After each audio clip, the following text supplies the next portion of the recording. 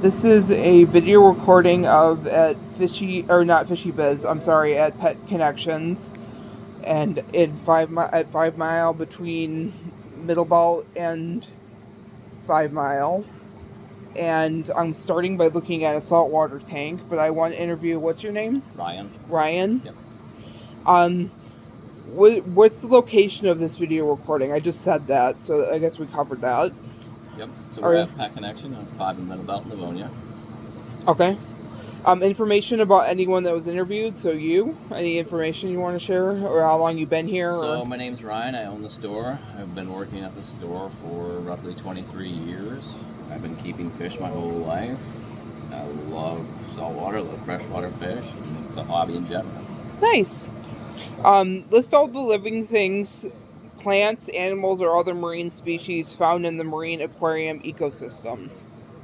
So if we want to zoom in on this tank here,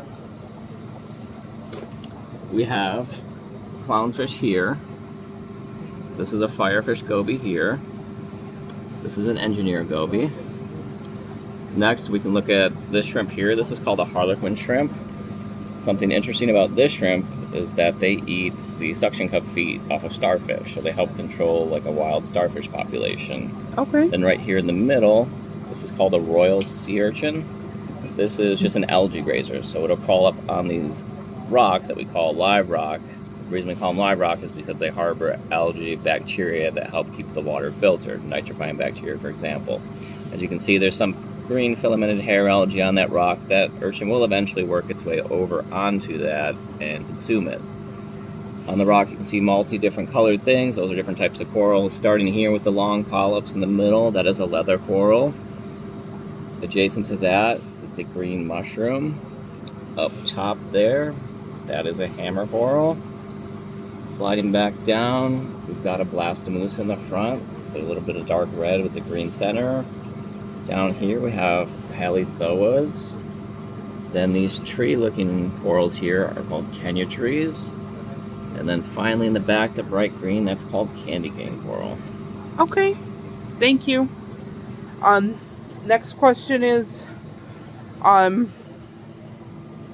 listing all the non-living factors, the type of sediment / rocks, fish food, and non-living decorations that have to be controlled in the marine aquarium ecosystem.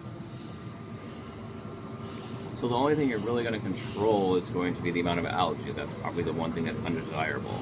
Okay. Algae is a sign of a healthy aquarium. Every aquarium gets it, and it's just based off of light. Okay. To reduce that, either you run the lights lower if you don't have corals in the tank. So if you set a tank with fish and no corals, you just run the light when you want to view the fish. They're totally fine in ambient room light. In a reef tank like this, you're going to control it by hand with either like a magnetic scraper, or if you don't mind getting your hand wet, you can reach in there with a pad and wipe it out. You can put snails in there to clean it. They don't do a uniform job, so you're still kind of responsible for that. As far as the rock that we talked about, essentially it is living because of all the bacteria and algae that grows on it. You can have rock in a fish only tank where it's just the rock itself and it's more or less just places for the fish to hide. This tank here, we don't put any sand or substrate in because it's easier for us to keep that clean. That would be something else that most people have just because of aesthetics. It looks a little bit more natural with sand in there. Again, you can get fish that'll actually sift through the sand, or snails and starfish that'll go through the sand to help keep it clean for you. But sometimes you're responsible for that on your own. When you do water changes, there's devices to help like clean the ground. Beyond that, there are pumps, heaters, filters, some of which will need maintenance as far as taking apart, cleaning, or pads that need to be replaced periodically, maybe once a month or so. Okay. Thank you. You're welcome. The next question is,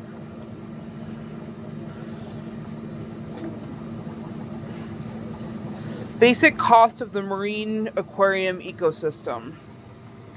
So this tank that we just talked about here, you're looking at $250 for just the tank. To set it up with all the livestock and animals that we have like this one, your grand total would probably be somewhere between $750 to $800. Sounds like a lot, but once you get it set up like this, your monthly maintenance cost is probably going to be somewhere between $15 to $20, and that's just for water, salt, filter pads, food, basic items like that. Okay. All right.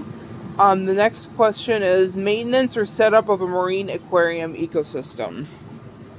So as far as setting this one up, your first step would be to get the water in it, mix it with salt. If you choose to put sand on the bottom, sand, then your rock. You're going to let that run for about a week or so, then we're going to test the water. If everything tests good at that point, you can go ahead and put something basic in there like clownfish, a few hermit crabs to help clean up a little bit of extra food. Beyond that, it's pretty much ready to go at that point. All right. Um, Value or fun of viewing and having a marine aquarium ecosystem. So a lot of the fun with this is just watching everything grow, especially getting into corals. Fish grow too, but it's at a much slower rate that's almost not really noticeable unless you take periodic pictures of them and kind of look every 6 months to a year how much they've grown. As far as, I'm sorry, what was the other part of the question? Value or Value. fun of having or viewing a marine aquarium ecosystem. So we get a lot of people that work very stressful jobs, and they say this is their relaxation. They'll come home, sit in front of the fish tank instead of turning on the TV, and that's how they get their enjoyment or calm down and reduce anxiety, things of that nature. Okay. And the last question, there is no last question. I would like to move into looking at some of the saltwater species with you. Sure. Can I video that? Yeah. Okay. So do you want to just tank by tank? Do you want to take a look around and then ask questions about something? Do it tank by tank if that's all right. Yeah, so I mean this whole aisle here. Okay.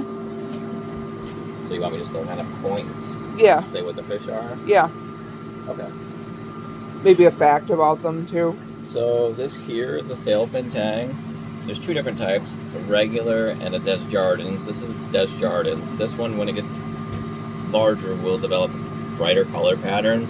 This one is found in the Red Sea only, exclusive. Right. The other sailfin is all over the Indo-Pacific. On this rock here, we have an algae blending. Those are used in the fish tank to help control algae, mainly filamentous algae like hair algae. Most tanks have those. If we slide up here, this is probably one of the most popular fish. That's called a flame angel. Those come from Hawaii and the Marshall Islands. Very popular because they don't get large. About 3.5, 4 inches. And that's really it with that one. This is another tang here. That's called a purple tang. Again, exclusive to the Red Sea. That will end up roughly 8 to 10 inches. And that guy sitting on the rock, he ran away. This here is called a mappa puffer. He's just a little guy.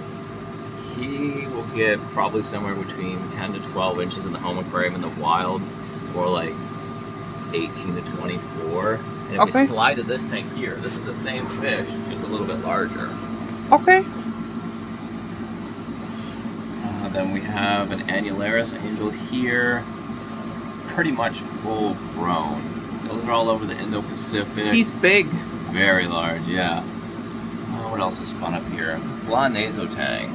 These can get up to 2 feet. This one's a male, and the way you can tell is they have little streamers coming off the tips of their tails. The females will just be more like stopped right at the end there. Okay. That's a very popular fish as well. Here's that Red Sea sailfin that we looked at a few moments ago in the first tank. You can see how much the color changes as they get larger. Right. This is a Cortez angel. These are found mainly all over the Caribbean. This is a juvenile color. As it gets older, it will lose a lot of that blue and a lot of the yellow and turn more to a gray with a slight yellow stripe in it.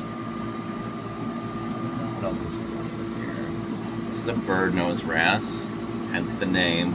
Those are always on the move. Very rarely you see that one just sitting down, hanging out. Males are green, females are brown. That one is considered a female. Okay. Down here we have a blue angel.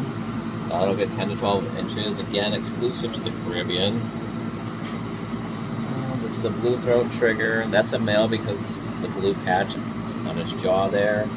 That guy, 10 to 12 inches on that one. Found all over the Indo-Pacific.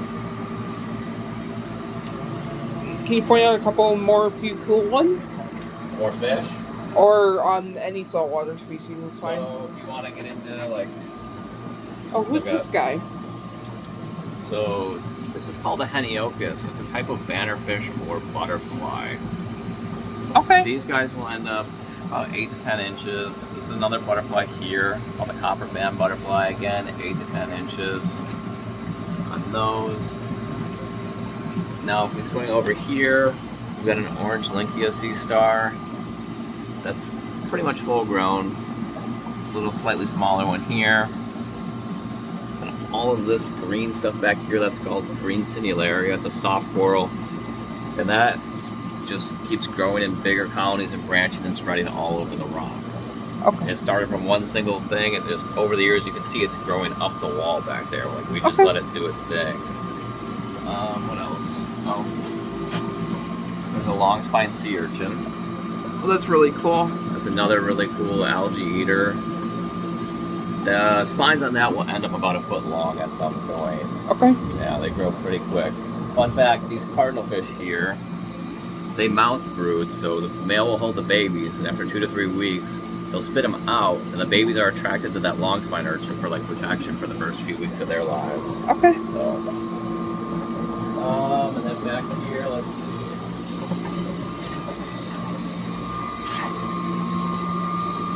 Got a seahorse down there. It looks like there's a couple of them down there. I don't know if you can get any shots of that.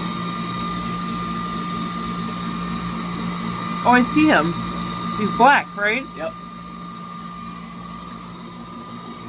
Otherwise, back here, like we've got a cleaner shrimp. Those are useful to help clean parasites off of fish. Some anemones back here. You can see that shrimp there. This guy is kind of hosting the anemone. Okay. I think I'm good. All right. Thank you so much. Yeah.